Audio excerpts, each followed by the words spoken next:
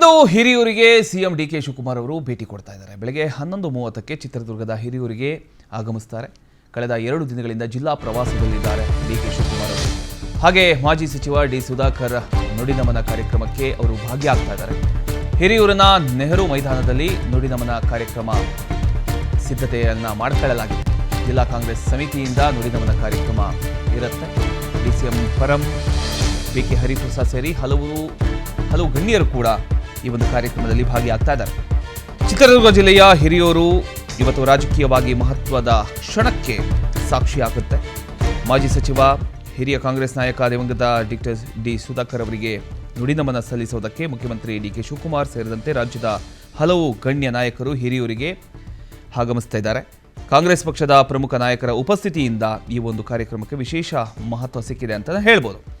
ಇವತ್ತು ಬೆಳಗ್ಗೆ ಸುಮಾರು 11:30ಕ್ಕೆ ಮುಖ್ಯಮಂತ್ರಿ ಡಿಕೆ ಶಿವಕುಮಾರ್ ಅವರು ವಿಶೇಷ ಹೆಲಿಕಾಪ್ಟರ್ ಮೂಲಕ ಹಿರಿಯೂರಿನ ಕ್ರೀಡಾಂಗಣದಲ್ಲಿರೋ ಹೆಲಿಪ್ಯಾಡ್ಗೆ ಆಗಮಿಸ್ತಾ ಇದ್ದಾರೆ.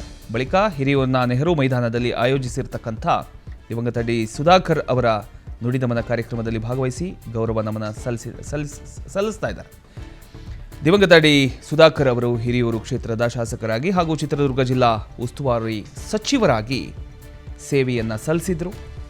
ಜಿಲ್ಲೆಯ ಅಭಿವೃದ್ಧಿಗೆ ಅವರು ನೀಡಿರ್ತಕ್ಕಂಥ ಒಂದು ಕೊಡುಗೆ ಏನಿದೆ, ಆ ಕೊಡುಗೆಯನ್ನು ಸ್ಮರಿಸ್ತಕ್ಕಂಥ ಉದ್ದೇಶದಿಂದ ಜಿಲ್ಲಾ ಕಾಂಗ್ರೆಸ್ ಸಮಿತಿಯು ಈ ಒಂದು ನುಡಿನಮನ ಕಾರ್ಯಕ್ರಮವನ್ನು ಆ ಒಂದು ಭಾಗದಲ್ಲಿ ಆಯೋಜನೆ ಮಾಡಿದೆ. ಆ ಕಾರ್ಯಕ್ರಮಕ್ಕೆ ಡಿ ಕೆ ಶಿವಕುಮಾರ್ ಅವರು ಹೋಗ್ತಾ ಇದ್ದಾರೆ.